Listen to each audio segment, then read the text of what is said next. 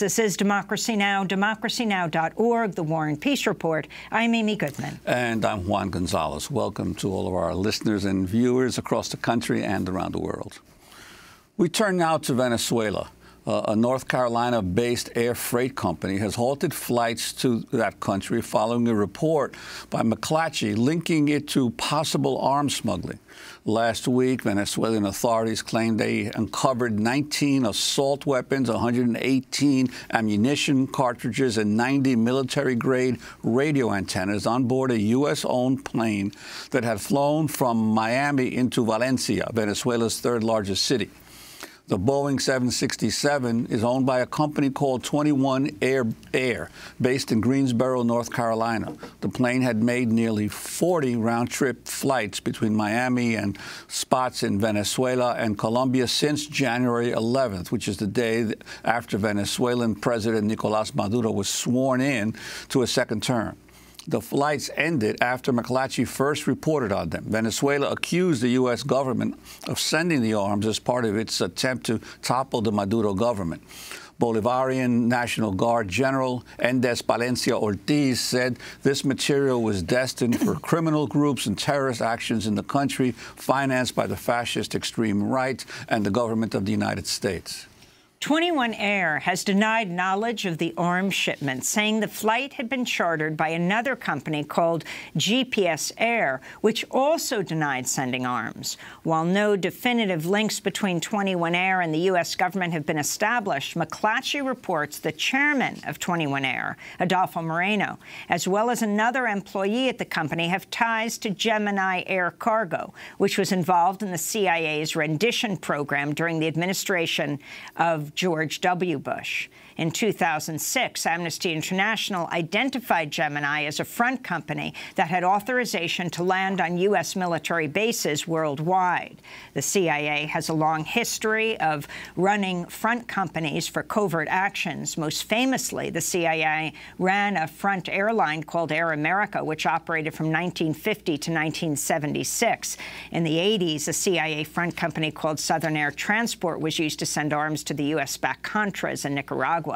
We're joined now by Tim Johnson, who's been reporting on the story for McClatchy, joining us from Pennsylvania. Welcome to Democracy Now! Tim, would you lay out what you found? Well, as you mentioned, this air charter company, 21 Air, went repeatedly to places in Venezuela and Colombia starting January 11th. Prior to that, it had largely operated domestically, and suddenly it began to change its patterns. And often there would be even 2 flights a day between Miami and places in Colombia or Venezuela. I actually learned about this from somebody who tweeted about it.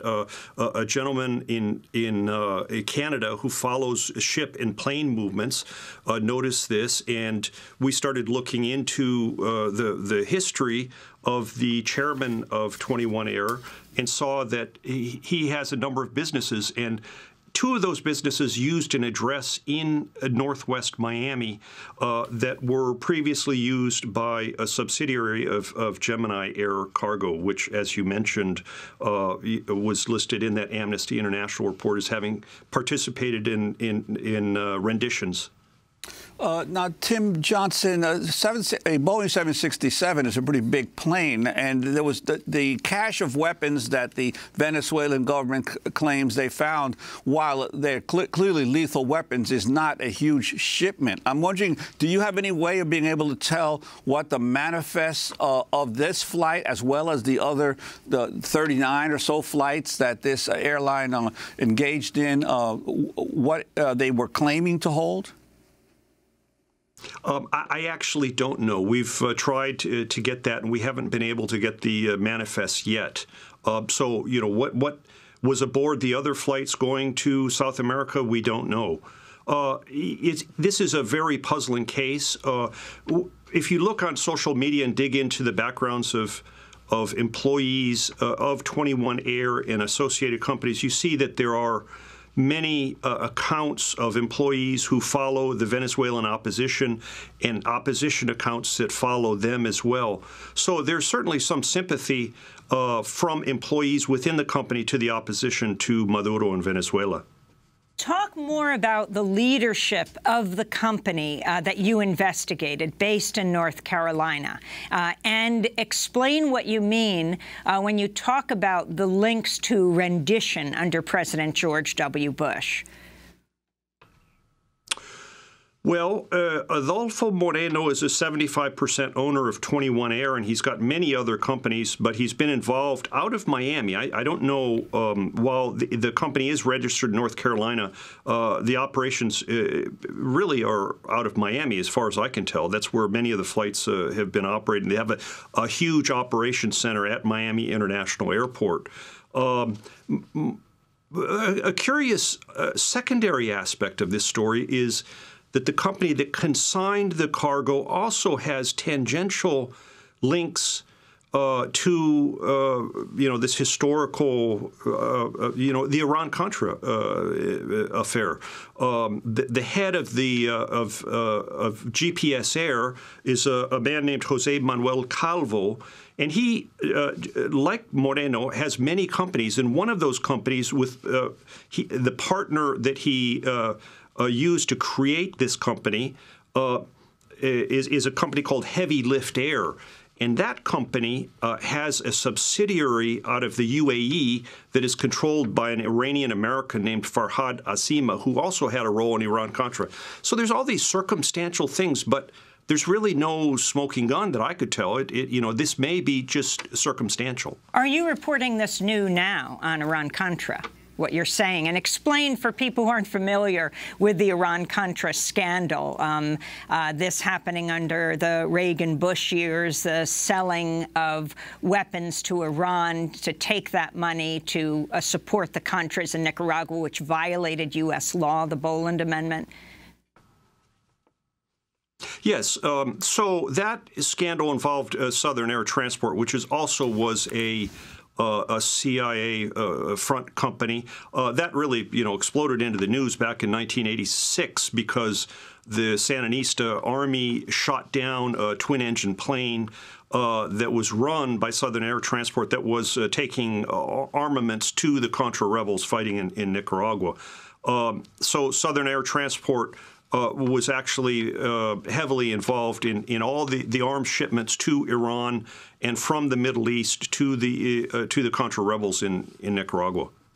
Well, I want to ask you about Eugene Hasenfuss, who you mentioned in your article. In 1986, he was aboard a U.S. plane that was shot down in Nicaragua while on a secret mission to bring arms to the Nicaraguan Contras. He was the only passenger to survive. I want to turn to a documentary made by Wisconsin Public Television called The Eugene Hasenfuss Story from 1991. It featured an excerpt from the station's initial coverage of what happened to him in 1986.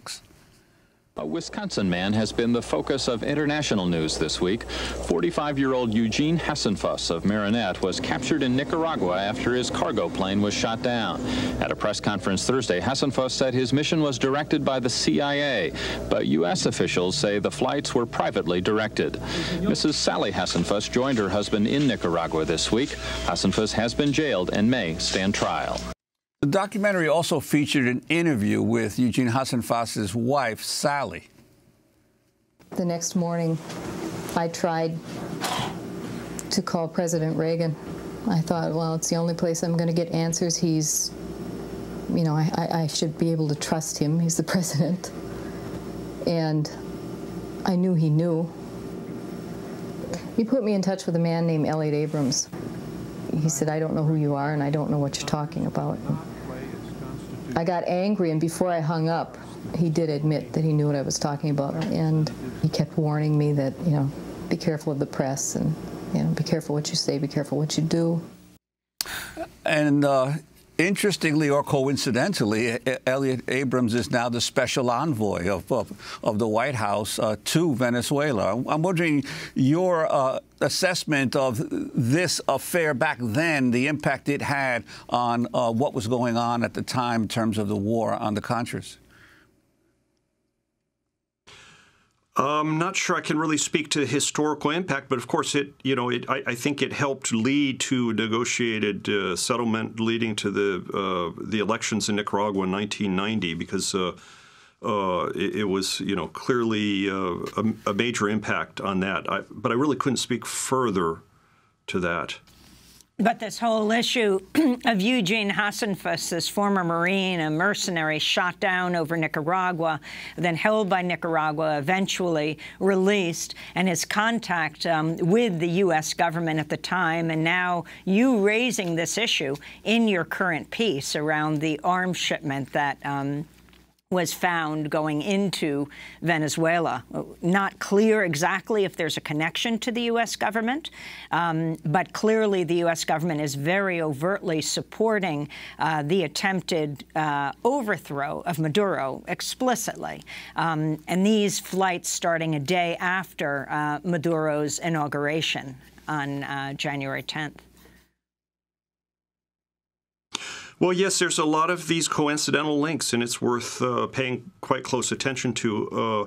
Again, I use coincidental only because we don't really know. Other people point out to me that there are many people that could have a vested interest in this, whether the arms were really aboard that plane, or is it possible that this was something that was ginned up by the Venezuelan government to rally support for Maduro? I don't know. We haven't been able to determine for a fact that those weapons were loaded aboard that 767 in Miami. That somehow they pass through the normally rigorous screening by TSA for air cargo. These are things that are just yet to be investigated. And has the company answered in terms of, as you mentioned, they normally were not traveling to Venezuela and Colombia. The 40 flights, what they were actually carrying, or are they saying that they just didn't know? Both have been very limited in what they've said, other than denying that they knew what the cargo was. Generally, an air charter company would trust the consignee of the freight to handle, any declarations, I believe. And for its part, GPS Air said, well, it was, it doesn't know what was in the cargo. And finally, back to that issue of rendition. Though you don't know exactly who this company was working for, what you do have a record of is the company being involved with the U.S. government during the President George W. Bush years, being involved with rendition and having clearance to land on any military base in the world. Can you explain what those renditions, so-called, what some called kidnappings, were about? Well, basically, the renditions were to take terrorist suspects following 9/11 for interrogation in black site jails scattered around the world. There were a number of them in Eastern Europe. I know there was one outside of Chiang Mai, Thailand, elsewhere, and these were used to forcefully interrogate, waterboard even suspects in the war against terror. So these rendition flights were commonly used in the period after 9/11. Well, I want to thank you so much for joining us. Tim Johnson, McClatchy reporter who's been covering national security and technology issues since 2016. His recent article headlined, "Venezuela says plane from Miami delivered weapons for use by enemies of Maduro." Tim Johnson was part of a team that shared a 2017 Pulitzer Prize for its investigation of the Panama Papers. Earlier in his career, he spent 2 decades as a foreign correspondent in Asia and Latin America. We'll link to your piece at democracynow.org. When we come back, none of the above. The untold story of the Atlanta Public Schools cheating scandal, corporate greed, and the criminalization of educators. Stay with us.